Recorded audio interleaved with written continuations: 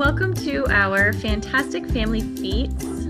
Hi, everybody. Welcome. So happy that we can finally do something together. Yep. Hello. So we're excited to bring to you our Campfire theme as our first Fantastic Family Feat, and we have some really great activities planned for you. Hopefully you'll be able to partake and enjoy in some online activities because we aren't able to meet in person at this time. And we know you're really tired of being online. So we tried to do this in a way that you're going to spend 10 minutes with us here on a video, and then you guys can just go off on your own time and have your own fun. But there is a way we all come back together at the end. Right, Cindy? Absolutely.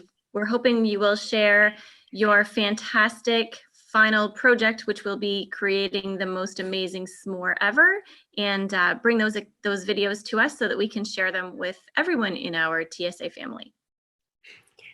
That's right. And they can be photos as well if you're not comfortable with videos, or if you're like us and you have terrible internet and have trouble sending stuff, that's fine. Photos work.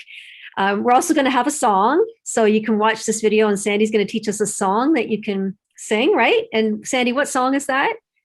We're going to be singing This Little Light of Mine. So if there's anyone out there that was part of our learning band, this one's pretty familiar. And if you have an instrument at home, you can play along. Yay.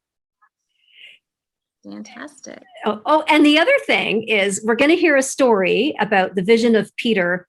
And this is from the book of Acts. And this is where Peter is given all of these foods that they weren't supposed to eat. It was a religious restriction. They were not allowed to eat certain foods. And Peter has this vision where suddenly they're told that they can eat all these foods. And you learn later that it's not really food they're talking about. It's just people in general, like to get down the barriers and love everybody and don't ignore anybody. But for our purposes tonight, we're using that as a justification for straying from the usual recipe for s'mores, right, Cindy? Absolutely. And we're looking forward to your creativity. And the other thing is that if you live in town or in an apartment building and you don't have access to a campfire, well, you can see that we have actually had to be creative here. We don't have access to a campfire either. But there are ways to make s'mores and to have fun in sing these songs, and you don't actually have to go outside and be around a campfire. We want to hear from you about how creative you were able to be. Yes, creative with ingredients, creative with the way you cook them, creative with the way you display them, maybe even creative with the way you eat them. So share all your very creative ideas with us. That sounds really exciting. And then I'm going to try all of the different variations myself. Oh, excellent. Good. Sandy's our official judge, apparently. I want to eat s'mores. S'mores. And then when we get all these videos together, you'll get a sheet, information package over by email or in by actual paper, and that'll have dates of stuff. But the long weekend, when we have church in the long weekend, we're hoping that we can show a video with all of your creations and just to talk about what this was like for the month of May. So have fun.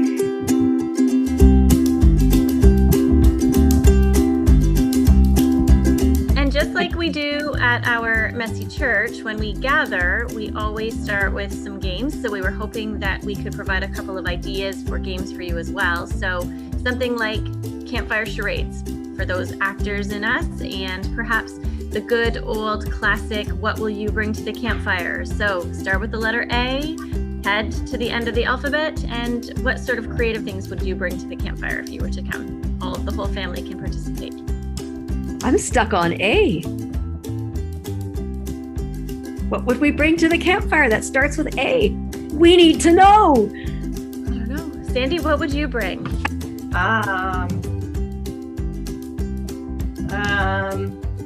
Campfire with an A. I'd bring an Afghan to keep me warm. Oh, good for you. I was thinking aspirin for my headache that I'm going to get. I was thinking a blanket. Well, I'll bring a blanket for B. For B, yes. Awesome. Oh, okay, we're on a roll. We can do that. If we can do it, you guys can do it. That's right. All right. So we look forward to seeing what you do in this week and have fun. And thank you so much for being part of this. We are hopeful for some non-rainy nights so people can maybe actually have campfires. There has to be at least one in May. Oh. Yeah, it's clearly it's raining tonight. So anyway, take care, everybody. God bless. Thank you, everyone. Looking forward to seeing your creations. Bye.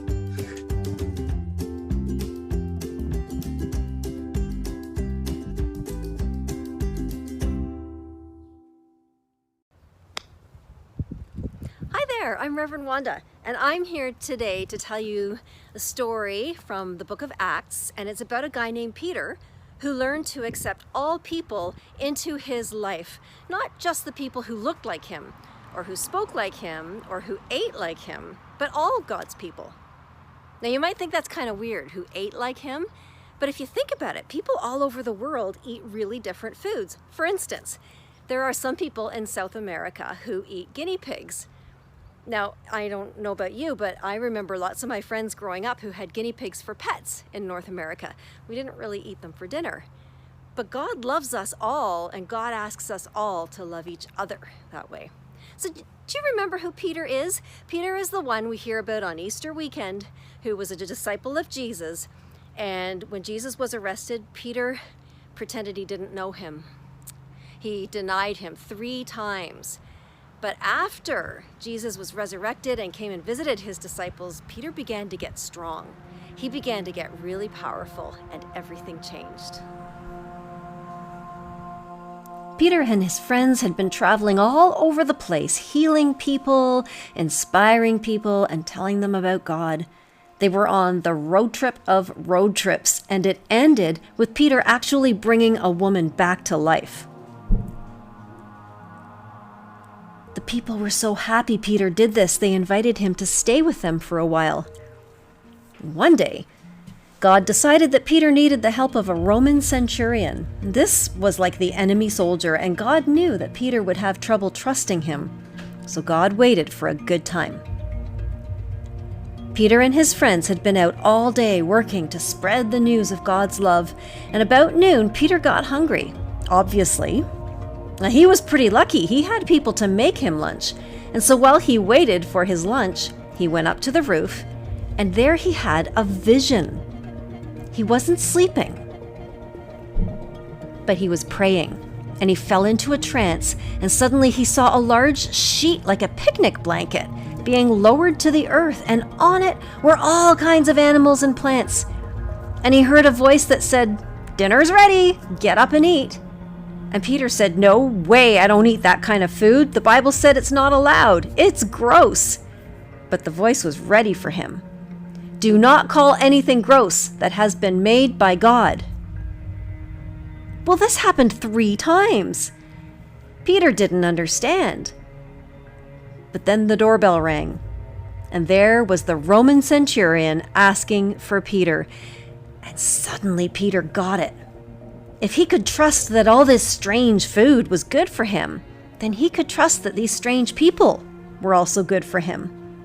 And then he heard the voice one last time. "I have sent these people to you. Don't be afraid. I have a job for you."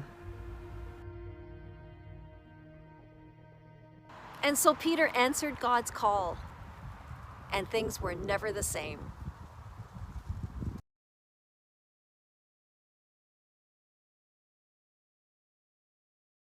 So I'm going to hand this over to Sandy and Coco now, and they are going to teach us This Little Light of Mine. This Little Light of Mine is a song about letting the light of Christ shine out from us. And that light is love. So that ties in really well with our story about learning to love everybody the way that God loves us. Thanks for listening.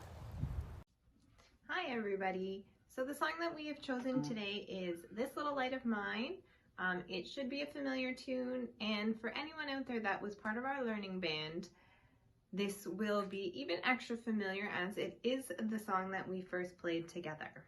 So say hello to my little friend Coco. She's here for the song, and we're going to sing this just 3 times through, but only 2 verses. This little light of mine, I'm gonna let it shine, and then shine all over the world, I'm gonna let it shine, and then we'll go back to the first verse. All right? Okay, so if you can remember your C chord, we're gonna do C to F, back to C, and then we'll end G and C at the very end of our verse. This little light of mine, I'm gonna let it shine. This little light of mine, I'm gonna let it shine. This little light of mine, I'm gonna let it shine, let it shine, let it shine, let it shine. Shine our light all over the world, we're gonna let it shine. Shine our light all over the world, we're gonna let it shine. Shine our light all over the world, we're gonna let it shine. Let it shine, let it shine, let it shine. This little light of mine, I'm gonna let it shine. This little light of mine, I'm gonna let it shine. This little light of mine, I'm gonna let it shine. Let it shine, let it shine, let it shine. Thank you. So this is what we have. And I hope that you have been able to sing with us. You've been able to engage the story, and now go out to your fire or your kitchen, wherever you're going to do this. And remember that s'mores aren't just marshmallows and graham crackers and chocolate. They can be whatever you want them to be. And then we want to hear back from you. So you can send your submissions to admin@trinitystandrews.ca if you want to email it, or you can find us through Facebook or YouTube or anyway, and deliver pictures, stories, whatever you want to do. We would love to hear from you. God bless you all.